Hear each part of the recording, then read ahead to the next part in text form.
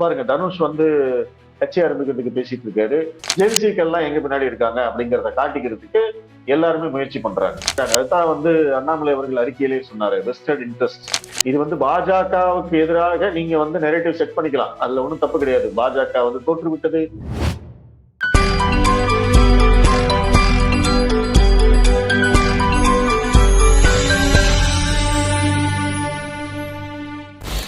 Hi friends, welcome to Tamaraga Tent Kotai.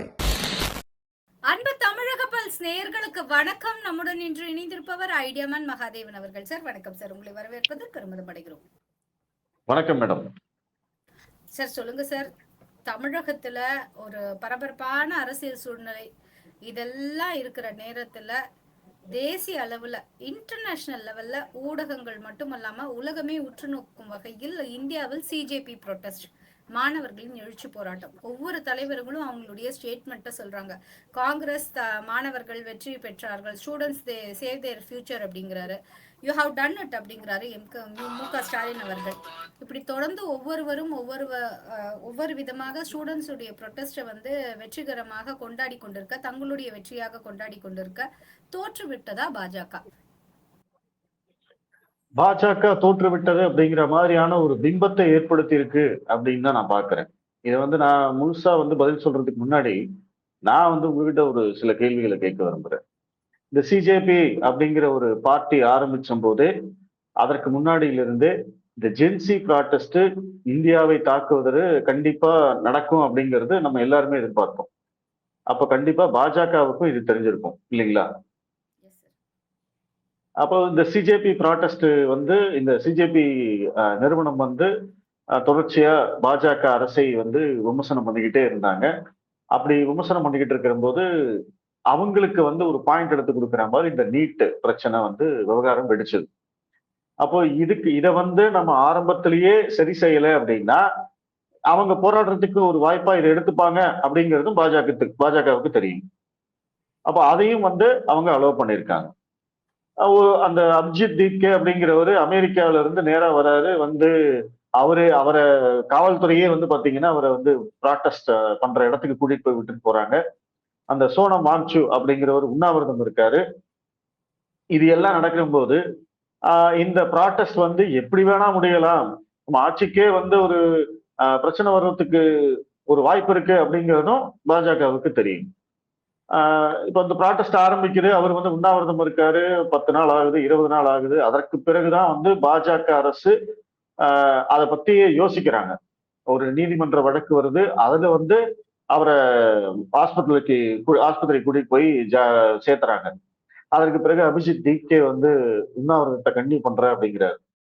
20ஆம் தேதி பாராளுமன்றம் கூடுது. சோ அதற்கு முன்னாடியே இந்த போராட்டத்தை முடிவுக்கு கொண்டு வர வேண்டும் அப்படிங்கிற எந்த விதமான ஒரு அவசர உணர்வும் வந்து மத்திய அரசு கிட்ட இல்லை அப்படிங்கிறதும் நம்மளுக்கு தெரியுது.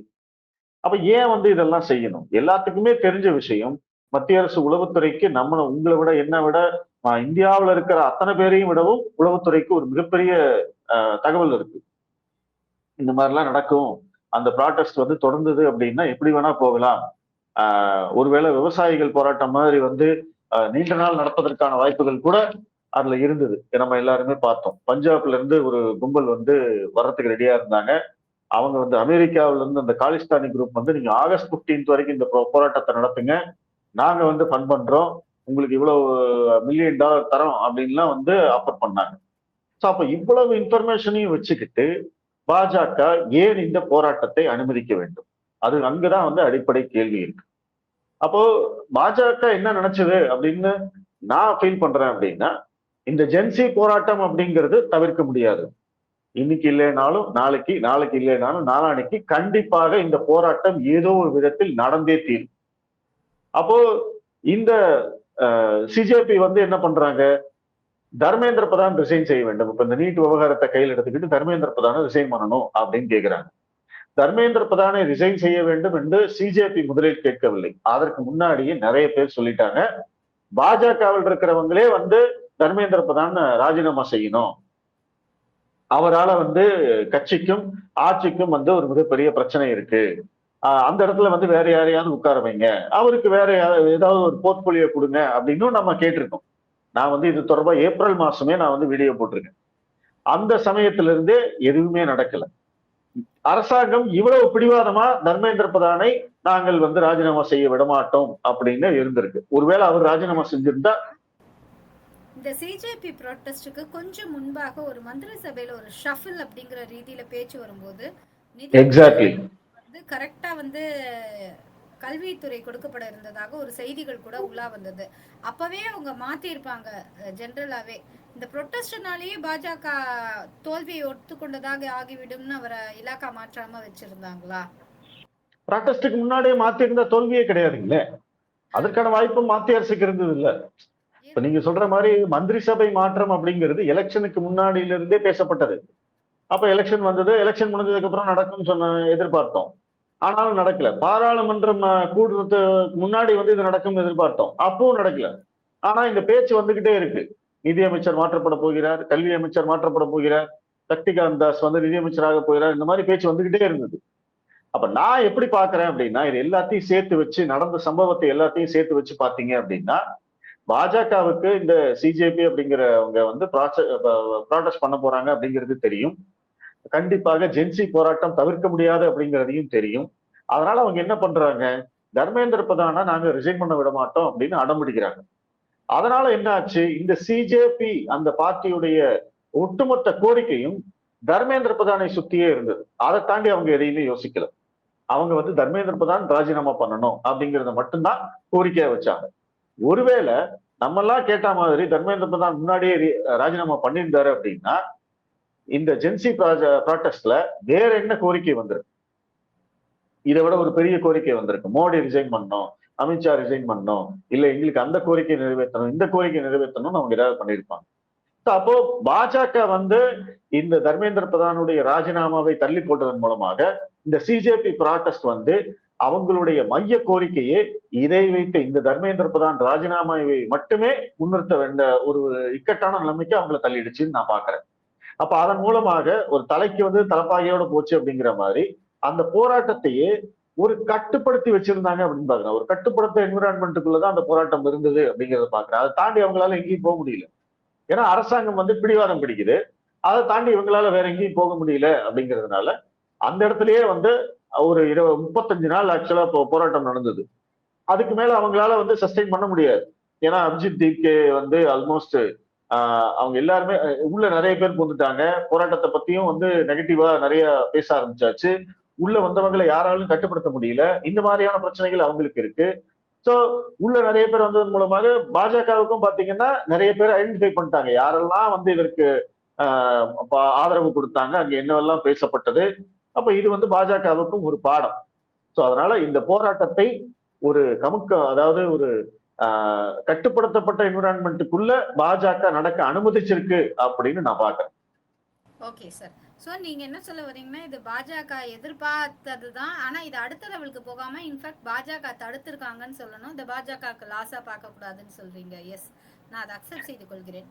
மற்றொரு புறம் திடீரென அதுல வந்து போராட்ட களத்துல ராகுல் காந்தி வராரு, அவரை குண்டு கட்ட தூக்கிட்டு போறாங்க. இதை பார்க்கும்போது எனக்கு வேற ஒரு கைது சம்பவம் கூட ஞாபகம் வந்தது சார். தொடர்ந்து ஐயோ கொல்றாங்களே அப்படின்னு. அதான் சார், நீங்க கரெக்டா சொல்லிட்டீங்க. ஒரு பக்கம் ஆம் ஆத்மி கட்சி வந்து ஒரு பக்கம் வந்து அவங்க ஒரு பக்கம் போராட்டத்தை கையில எடுக்கிறாங்க, இன்னொரு பக்கம் கம்யூனிஸ்ட் நமக்கு தான் கிரெடிட் வரணும்னு அவங்க ஒரு பக்கம் போராட்ட களத்துல குதிக்கிறாங்க. சரத் பவார் மேலெழுந்த வாரியாக ஒரு சில கருத்துக்களை மட்டும் சொல்றாரு. இன்னொரு பக்கம் பிரியங்கா காந்தி பேசுறாங்க. ஆனா இதுல என்னன்னா, திமுக நேரடியா தரலனாலும் பார்லிமெண்ட் வளாகத்துக்குள்ள திமுக எம்பிஸ் மட்டும் போராட்டம் நடத்தினதை பார்க்க முடிஞ்சது நம்மளால இந்த சிஜேபி ப்ரொட்டஸ்டுக்கு ஆதரவாக. ஸோ இந்த சினாரியோவை நீங்க எப்படி பாக்குறீங்க? எனிவே ஒரே ஒரு எதிரி தான்ப்பா பாஜக அப்படிங்கறதுல எதிர்கட்சிகள் ஒன்றிணைதா. ஆனா இந்த இடத்துல என்னன்னா, இவங்க எவ்வளவுதான் ஒன்றிணைந்தாலும் இவங்களை தாண்டி சிஜேபி ஸ்கோர் பண்ணிட்டாங்களா? இல்லைங்க, சிஜேபி தான் வந்து ஸ்கோர் பண்ணுவாங்க, அவங்களுக்கு தான் கிரெடிட் கொடுக்கணும், அதுல வந்து மாற்று கருத்து இல்லை. ஆனா இதற்கு பின்னாடி வந்து காங்கிரஸ் இருக்கா இல்ல வந்து இந்த எதிர்கட்சிகள் எல்லாம் சேர்ந்து இருக்காங்களா அப்படிங்கிறது தெரியாது. சிஜேபியை ப்ராட்டஸ்ட் பண்ண விட்டதன் மூலமாக பாஜகவுக்கு சில கெயின்ஸ் இருக்கிற மாதிரி சிஜேபியை முன்னிறுத்தி இந்த எதிர்கட்சிகள் எல்லாம் பின்னாடி இருக்கிறதுனால இவங்களுக்கும் சில கெயின்ஸ் இருக்கு. ஏன்னா இந்த ஜென்சி இளைஞர்கள் வந்து மோடி அவர்களையும் அமித்ஷா அவர்களையும் பாஜக அவர்களையும் ஒரு எதிரியா நினைக்கும் போது அந்த இடத்துல வந்து இவங்க போயிட்டு கேம்பெயின் பண்ணி அந்த அவங்களுடைய ஆதரவை இவர்கள் பெற்றுக்கொள்ளலாம் அப்படிங்கிற ஆசை எல்லாருக்குமே இருக்கு. நாங்க எல்லாம் ஜென்சி பின்னாடி இருக்கோம், ஜென்சிக்கெல்லாம் எங்க பின்னாடி இருக்காங்க அப்படிங்கிறத காட்டிக்கிறதுக்கு எல்லாருமே முயற்சி பண்றாங்க. ராகுல் காந்தி அப்படிதான் முயற்சி பண்ணாரு. அவர் அந்த 20ஆம் தேதி அந்த ப்ராட்டஸ்ட் அவருக்கு தெரியும், இந்த மாதிரி நடக்க போகுது அப்படிங்கிறது அவருக்கு தெரியும். அவர் யாருக்கும் சொல்லாம கொள்ளாம நான் பிரதமர் இல்லம் நோக்கி போகிறேன் அப்படின்னு சொல்றாரு. அன்னைக்குதான் வந்தாரு அவர். அந்த ஒரு நாள் மட்டும்தான் அவர் ஆக்டிவா இருந்தார், மற்றபடி ஆக்டிவா எல்லாம் எதுவுமே இல்லை. அப்போ அதை வந்து எப்படியாவது ஹைஜாக் பண்ணிக்கலாம் அப்படின்னு நினைக்கிறாங்க. அதுதான் வந்து அண்ணாமலை அவர்கள் அறிக்கையிலேயே சொன்னாரு, வெஸ்டர்ன் இன்ட்ரெஸ்ட். அந்த நிறைய பேர் வந்து உங்களோட போராட்டத்தை தவறா பயன்படுத்திக்கிறதுக்கு முயற்சி செய்வாங்க. ஏன்னா நீங்க அரசியல் கட்சிகளை உள்ள விட்டீங்கன்னாவே இதுதான் பிரச்சனை. இப்ப ஜல்லிக்கட்டு போராட்டம் நடந்தது. அன்னைக்கு ஜல்லிக்கட்டு போராட்டத்துல எந்த ஒரு அரசியல் கட்சியுமே நாம உள்ள விடல. இங்க இருந்து போராடிய இளைஞர்கள், திமுகவுல இருந்து அனைத்து கட்சிகளும் வந்தவங்களை எல்லாம் திருப்பி அனுப்பிச்சாங்க. ஆனா இங்க வந்து யார் வந்தாலும் அவங்கள சேர்த்துக்கிட்டாங்க. உள்ள இறங்கி போராடினாங்க. கட்சி சாயம் இல்லாம நபர்களாக இண்டிவிஜுவலாக போராட்டத்துக்கு ஆதரவு கொடுத்தது நம்மளால பார்க்க முடிஞ்சது ஜல்லிக்கட்டுல. அப்ப அந்த சமயத்துல அவங்க மேல வந்து திமுக சாயம் கிடையாதுங்க. அதுக்கப்புறம் தான் அங்கிருந்து வந்தவங்க எல்லாம் அரசியல் பேச ஆரம்பிச்சு அது அவங்க வந்து திமுக பக்கம் ஒதுங்கி இப்ப இன்னைக்கு எப்படி ஜூலி திமுக பக்கம் பேசிட்டு இருக்காங்க இல்லையா, அந்த மாதிரி அன்னைக்கு வந்து அவங்களுக்கு நல்லா பார்த்தோம்னா அன்பில் மகேஷ் அவர் கூட அந்த போராட்டத்துல கலந்துக்கிட்டாருங்கிறத நம்மளால பார்க்க முடியுது. ஓகே, எனக்கு அது ஞாபகம் இல்ல. மெம்பர்ஷிப் நீங்கள் எடுத்துக்கிட்டிங்கன்னா சேனல் சப்போர்ட் பண்ண மாதிரியும் இருக்கும், ஊக்குவிக்கிற மாதிரியும் இருக்கும். சேனலில் மெம்பர் ஆகிறதுக்கு நாங்கள் வந்து உங்களை வந்து கோரிக்கை வைக்கிறோம். பட் நான் சொல்றது பொதுவா அந்த அரசியல் கட்சியினர் அந்த போராட்டத்துல அனுமதிக்கப்படவில்லை. ஆனா இங்க வந்து அந்த மாதிரி கிடையாது. இங்க எல்லா கட்சிகளும் சமாஜ்வாடி பார்ட்டியில இருந்து டிஎம்கேல இருந்து காங்கிரஸ் கட்சியில இருந்து ஆம் ஆத்மி பார்ட்டியில இருந்து எல்லா கட்சியினரும் வந்து இதுல கலந்துருக்காங்க. பிளஸ் சிஜேபி அப்படிங்கிற அந்த ஜென்சி கிரௌடு மட்டும் கிடையாது, எல்லா பார்ட்டியும் அவங்களோட அந்த இளைஞருக்கு கூட்டத்தை வந்து அங்க அமைச்சிருக்காங்க. அதனாலதான் வந்து இவ்வளவு கிரௌடு. அதனாலதான் யாரையுமே கட்டுப்படுத்த முடியல. வெறும் ஜென்சி இளைஞர்கள் வெறும் நீட்டுக்காக மட்டும் போராட்டம் அப்படிங்கிறதெல்லாம் அது இல்ல. அது வந்து எக்ஸ்போஸ் ஆயிட்டாங்க. அவங்க வந்து கம்ப்ளீட்டா எக்ஸ்போஸ் ஆயிட்டாங்க. இது வந்து பாஜகவுக்கு எதிராக நீங்க வந்து நெரேட்டிவ் செட் பண்ணிக்கலாம், அதுல ஒன்றும் தப்பு கிடையாது. பாஜக வந்து தோற்று விட்டது, மோடி வந்து தலைகுனிந்து விட்டார், அவருடைய இமேஜ் அடிச்சு உடைச்சிட்டாங்க, இதெல்லாம் சொல்லிக்கலாம். ஆனா மக்கள் மத்தியிலே வந்து எக்ஸ்போஸ் ஆயிட்டாங்க. 2029 உங்களோட்டு மோடிக்கா அப்படிங்கிற பிரச்சாரத்தை கூட இதன் மூலமா முன்வைக்கலாம். ஆமாங்க, எல்லாமே பண்ணலாங்க. ஆனா இப்ப நாளைக்கு வந்து என்ன நடக்கும் அப்படிங்கிறதையும் பார்க்கணும். சிஜேபி வந்து ஒரு சக்சஸ டேஸ்ட் பண்ணிட்டாங்க. அவங்க வந்து ஒரு இயக்கமா ஆரம்பிச்சு ஒரு மிகப்பெரிய அளவுக்கு சக்சஸ டேஸ்ட் பண்ணிட்டாங்க. இப்ப அவங்களுடைய அடுத்த கட்டம் என்னவா இருக்கும் அப்படின்னு நீங்க யோசிங்க. அவங்களுடைய அடுத்த கட்டம் என்ன? அவங்க அரசியலுக்கு என்ட்ரி பண்றேன்னு சொல்றாங்கன்னு வச்சுக்கோங்களேன். அப்ப அது வந்து யாருக்கு ஆபத்து? அது வந்து யாரை டார்கெட் பண்ணும்? காங்கிரஸ், முக்கியமா காங்கிரஸ். ஏன்னா ராகுல் தான் வந்து கடந்த ஒரு வருடமாக இந்த ஜென்சி இளைஞர்கள் போராட வேண்டும் அப்படி இப்படின்னு சொல்லிட்டே இருக்காரு, ஓட்சோரின்னு சொல்றாரு. அவர் தான் பிஜேபிக்கு எதிராக மிகப்பெரிய அளவுல பிரச்சாரம் பண்ணிட்டு இருக்காரு. இப்ப இவங்களும் உள்ள அரசியலுக்குள்ள வராங்க, ஒரு அரசியல் கட்சியாக உருவெடுக்கிறார்கள் அப்படின்னா அந்த இடத்துல வந்து அந்த ஜென்சி இளைஞர்களுடைய ஆதரவு இவங்களுக்கு தான் போகும், ராகுலுக்கு போகாது, காங்கிரஸுக்கு போகாது. அவங்க வந்து பாஜகவையும் எதிரியாக வைப்பார்கள், காங்கிரஸையும் எதிரியா வைப்பாங்க. அப்ப அந்த இடத்துல வந்து அதுவும் பாஜகவுக்கு ஒரு மிகப்பெரிய ஒரு சாதகமாக மாறக்கூடிய சூழ்நிலை வந்து இது வந்து நாளைக்கு நடக்கலாம். சார், நீங்க இந்த தாவேகா என்ட்ரி மாதிரி ஃபீல் பண்றீங்க. ஆனா தாவேகால ஒரு மாஸ் உருவம் ஒருவர் இருந்தாரு, அவருக்கு ஒரு இமேஜ் இருந்தது. அந்த மாதிரியான இமேஜ் சிஜேபில யாருக்காவது இருக்கும்னு நினைக்கிறீங்களா? சிஜேபியில யாருக்கும் இருக்காதுங்க. சிஜேபி வந்து ஒரு இயக்கமாக இருந்தாலுமே இன்னைக்கு வந்து அவங்களுக்கு பின்னாடி ஒரு கூட்டம் திரள்வதற்கு தயாராக இருக்கு. ஒரு பர்செப்ஷன் உருவாயிடுச்சு. ஜென்சி இளைஞர்கள் எல்லாம் வந்து ஒரு அரசியலுக்கு உள்ள வரத்துக்கு ரெடியா இருக்காங்க. இந்த அபிஜித் தீப்கே அவங்களையெல்லாம் வந்து ஆர்கனைஸ் பண்ணிட்டாரு அப்படிங்கிற ஒரு பர்செப்ஷன் உருவாயிடுச்சு. நீங்க வந்து தாவேகாவாகட்டும் இல்ல நாளைக்கு வேற ஏதாவது ஒரு கட்சி ஆரம்பிச்சாலுமே அந்த கட்சியை நோக்கி நிறைய பேர் போவாங்க. ஏன்னா கொள்கை என்ன, கோட்பாடு என்ன அப்படிங்கிறது எல்லாத்தையும் விட ஒரு ஆப்பர்ச்சுனிட்டி இருக்கு அந்த இடத்துல. ஸோ அந்த ஆப்பர்ச்சுனிட்டியை நோக்கியே வந்து நிறைய பேர் போவாங்க. இன்னைக்கு இப்ப அண்ணாமலை அவர்கள் வெளியில வந்த உடனே அவர் பின்னாடி நிறைய பேர் வந்தாங்க. ஏன்னா இங்க ஒரு ஆப்பர்ச்சுனிட்டி இருக்கு. விஜய் வந்த உடனே எல்லாரும் மற்ற எல்லா கட்சிகளில இருந்தும் போனாங்க இல்லையா, பாஜகவுல இருந்து, அதிமுகவுல இருந்து, நாம் தமிழர் கட்சியில இருந்து எல்லாரும் அங்க போறதுக்கான காரணம் என்ன? ஆப்பர்ச்சுனிட்டி இருக்கு. புதுசா ஒரு கட்சி வந்திருக்காங்க, அங்க ஃபர்ஸ்ட் நீங்க போய் இடம் போட்டீங்க அப்படின்னா உங்களுக்கு ஒரு நல்ல போஸ்டிங் கிடைக்கும், எம்எல்ஏ பதவிகள் கூட கிடைக்கிறதுக்கான வாய்ப்புகள் இருக்கு. இப்போ சீட்டு கிடைக்கிறதுக்கான வாய்ப்புகள் இருக்கு. இப்ப பாருங்க, தனுஷ் வந்து கட்சி ஆரம்பிக்கிறதுக்கு பேசிட்டு இருக்காரு. அவர் கட்சி ஆரம்பிச்சாலும் இதே மாதிரியான பெரிய வரவேற்பு இருக்கும்.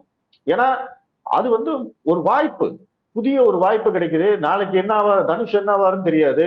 ஏன்னா நம்ம எல்லாம் இப்படிதான் விஜய் கிண்டல் பண்ணிட்டு இருந்தோம். விஜய் இன்னைக்கு சிஎம் ஆயிட்டாரு. அதனால தனுஷை எல்லாம் கிண்டல் பண்ணணுமா அப்படிங்கறத பத்தி நம்ம யோசிக்கணும், யோசிச்சு முடிவு பண்ணணும். ஸோ அதனால இந்த மாதிரியான விஷயங்கள் இருக்கு. இது இன்னும் வந்து ரொம்ப தூரம் போகணும். நாளைக்கு என்ன நடக்கும், இது வந்து யாருக்கு சாதகம், சிஜேபி வந்து யாருக்கு ஒரு பாதகமாக இருக்க போகிறது, காங்கிரஸுக்கா பாஜகவுக்கா? ஸோ இந்த மாதிரி நிறைய விஷயங்கள் இருக்கு. இனிமே அடுத்த கட்டமா ஏதாவது அவங்க போராட்டம் பண்ற போது மக்களுடைய ஆதரவு மறுபடியும் அவங்களுக்கு கிடைக்குமா அப்படிங்கறத யோசிக்கணும். ஏன்னா இது வந்து ஸ்டூடெண்ட்ஸ் ப்ராட்டஸ்ட் அப்படிங்கிறதுனால மக்கள் வந்து ஒருமித்த கருத்தோட அவங்களுக்கு ஆதரவு கொடுத்தாங்க, அது உண்மை. ஆனா நாளைக்கு வேற ஏதாவது ஒரு பிரச்சனை, அரசியல் ரீதியான பிரச்சனை, ஐடியாலஜி சார்ந்த பிரச்சனை இவங்க கையில் எடுத்தாங்க அப்படின்னா இந்த அளவுக்கு மக்களுடைய ஆதரவு அவங்களுக்கு கிடைக்காது. சரி, இதுல நம்ம பாக்குறோம், நீங்க மக்கள் ஆதரவுங்கிறீங்க. ஜிஎஸ்டி அதெல்லாம் வந்து டிமான்ஸ்ட்ரேஷன் அதெல்லாம் வெளியிலேருந்து வர ஃபண்டெல்லாம் ஸ்டாப் பண்ணியாச்சு அப்படின்னு சொல்லப்பட்டது. ஜிஎஸ்டியில் கணக்கில் வராத பணங்கள் வெளியில் எடுத்துகிட்டு வரப்பட்டதுன்னு சொல்லப்பட்டது. கணக்கில் இல்லாமல் நம்ம எந்த வேலையும் பரிவர்த்தனையும் பண பரிவர்த்தனையோ வியாபார பரிவர்த்தனையோ பண்ண முடியாதுன்னு சொல்லப்பட்டது. ஆனால் இங்கே இவங்க வந்து அங்கே கூடியிருக்காங்க. ஒவ்வொரு உணவும் வந்து பார்த்தீங்கன்னா ஒரு 5 ஸ்டார் ஹோட்டல் ரேஞ்சுக்கு உங்களுக்கு சப்ளை ஆகிட்டே இருக்குது. நாட் ஓன்லி நான் உணவு மட்டும் சொல்லலை சார், மார்னிங் எழுந்து சாயிலேருந்து அன்லிமிட்டட் ஆஃப் சாயாக இருக்கட்டும், இல்லைன்னா வந்து அன்லிமிட்டட் ஆஃப் ஸ்நாக்ஸாக இருக்கட்டும், இல்லைனா அன்லிமிட்டட் ஆஃப் மீல்ஸாக இருக்கட்டும், இல்லைனா அன்லிமிட்டட் ஆஃப் டிஃபன் ஆர் டின்னராக இருக்கட்டும், அவர்களுக்கு தொடர்ந்து சப்ளை செய்து கொண்டே இருக்கிறார்கள். எங்கேருந்து வருது, யார் சப்ளை செய்கிறாங்க? ஸோ நீங்கள் எல்லாத்தையுமே கண்ட்ரோலில் வச்சுருக்கீங்கிறீங்களே, உங்களால் இதை கண்டுபிடிக்க முடியலையா அப்படின்னு மத்திய அரசை பார்த்து மற்றவர்கள் கேட்குறாங்க. இதை நீங்கள் எப்படி பார்க்குறீங்க? இல்ல, இது கண்டுபிடிக்க முடியலையான்னு கிடையாதுங்க, இது எல்லாத்தையுமே அலோவ் பண்ணிருக்காங்கிறது தான் நான் முதல் பதிலாவே சொன்னேன். மத்திய அரசு தடுக்கணும்னு நினைச்சிருந்தா, பொதுவா நான் சொல்லல வரல, அதற்கு நான் வந்து ஒரு எக்ஸாம்பிள் சொல்றேன். விவசாயிகள் போராட்டம் நடந்தது. விவசாயிகள் போராட்டத்திலையும் இதே தானே பண்ணாங்க. இன்னைக்கு நம்ம எல்லாருக்குமே கண்ணால பார்த்தோம். ஏன்னா இந்த மோடி அரசாங்கத்துடைய ஒரு ஒரு மாஸ்டர் பிளான் மாதிரி ஒரு ப்ளூ பிரிண்ட் அவங்க கிட்ட இருக்கு. போராட்டம் நடத்துறியா, நடத்து. நீ எவ்வளவு நேரம் எவ்வளவு நாள் வேணுமோ நடத்து. அதை அவங்க வந்து வேடிக்கை பார்க்கறாங்க. விவசாயிகள் போராட்டம் 1 வருஷம் நடந்தது. ஷாகின் பாக்ல சிஏ போராட்டம் கிட்டத்தட்ட 3-4 மாசம் பக்கம் நடந்தது. இந்த போராட்டம் ஒரு 35 நாள் நடந்திருக்கு. அப்போ அப்படி கணக்கு பண்ணி பார்த்தோம்னா இந்த போராட்டங்களுடைய ஆயுட்காலம் வந்து கொஞ்சம் கொஞ்சமா குறைஞ்சிக்கிட்டே இருக்கு. ஸோ அடுத்த போராட்டம் வந்து இதை விட குறைவான நாட்கள் நடக்கும் அப்படின்னு எதிர்பார்க்கலாம்னு நினைக்கிறேன். ஏன்னா இந்த போராட்டத்தை எல்லாமே நடக்க விடுவதன் மூலமாக பாஜகவுக்கு சில சாதகமான அம்சங்கள் ஆகிறது. இந்த போராட்டங்கள் தேர்தல்களில் எதிரொலிப்பதில்லை அப்படிங்கிறத நான் பார்க்கிறேன். விவசாயிகள் போராட்டம் ஆகட்டும், இல்ல சிஏ ப்ராட்டஸ்ட் ஆகட்டும், இது எல்லாம் எதுவுமே வந்து தேர்தலில் எதிரொலிக்கல. சிஏ ப்ராட்டஸ்ட்ல டைம்ல தான் வந்து பாத்தீங்கன்னா டெல்லி எலெக்ஷன் நடந்தது. அதற்காகத்தான் அந்த போராட்டமே நடந்தது. டெல்லியில ஆம் ஆத்மி தான் ஜெயிச்சாங்க, காங்கிரஸ் ஜெயிக்கல. ஏன்னா அந்த போராட்டம் ஆக்சுவலா பாத்தீங்கன்னா காங்கிரஸ் தான் வந்து சிஏ எதிர்ப்புக்கு மிகப்பெரிய அளவுல இதா இருந்தாங்க. ஏன்னா அவங்களோடதுதான் வந்து பாத்தீங்கன்னா அந்த இஸ்லாமிய வாக்காளர்கள். ஆனா டெல்லியில ஆம் ஆத்மி கட்சியை சேர்ந்த அரவிந்த் கெஜ்ரிவால் அந்த போராட்ட களத்துக்கு கூட அவர் போகல. அவர் நேரடியாக போய் சென்று ஆதரவே கொடுக்கல. ஆனாலும் ஜெயிச்சது யாரு அப்படின்னா அரவிந்த் கெஜ்ரிவால். அப்ப இதுல இந்த மாதிரியான அரசியல் கணக்குகள் இருக்கு. அவர் ஜெயிக்கிறாரு, பாஜக வந்து இந்த பக்கம் எதிர்கட்சி ஆகுது, காங்கிரஸ் வந்து வாஷ் அவுட் ஆகுது. சோ இந்த அரசியல் கணக்குகள் எல்லாமே சேர்ந்துதான் நம்ம வந்து பார்க்கணும். இந்த மாதிரியான போராட்டங்களை அனுமதிப்பதன் மூலமாக கூட இவங்களுக்கு வந்து சில பலன்கள் இருக்கு அப்படின்னு நான் பாக்குறேன். நீங்க கேட்ட மாதிரி மற்றவர்கள் அனைவருமே இந்த மாதிரி போராட்டங்களை என்கரேஜ் பண்றதன் மூலமா, இல்லைன்னா அமைதியா என்கரேஜ் பண்றதுன்னு இல்ல, வேடிக்கை பாக்குறாங்க, அவ்வளவுதான். நீங்க நடத்துறீங்களா நடத்துங்க, நாங்க வந்து அதை வந்து என்கரேஜ் பண்ணவும் இல்லை, அதை வந்து நாங்க எப்படியாவது தடுத்து நிறுத்தியா ஆகணுங்கிற அந்த முயற்சியை பண்ணணும்னு நினைக்கல. அதே சமயம் உங்க ரொம்ப ஃப்ரீ ஹேண்டும் கொடுக்கல. we just watch wherever you go, whatever you go, இல்லனா how far you goங்கிறது ஒரு கண்ட்ரோல்டு என்விரான்மெண்ட்ல இதெல்லாம் நடக்குதுங்க. அதுதான் நான் சொல்ல வரேன். இப்ப நீங்க சொன்ன மாதிரி இன்னைக்கு நீங்க கேள்வியா அந்த கண்ட்ரோல்டு என்விரான்மெண்ட் அந்த இடத்துல ஒரு மாதிரி ஒரு அது இப்படி எப்படி போனாலும் இப்படி கையில பிடிக்கிற மாதிரி வந்துடுதுன்னா அதுக்கு காரணம் பாஜக தான் சொல்றீங்க.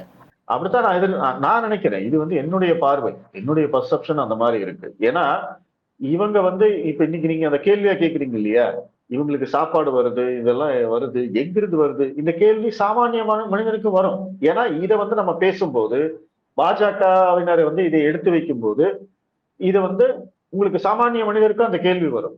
இனிவரும் காலங்களில் தொடர்ந்து இது போல் நிறைய பேசலாம். நேரம் பகிர்ந்தமைக்கு நன்றி. இணைப்பில் இணைந்தமைக்கு நன்றி. Thank you sir. நன்றி.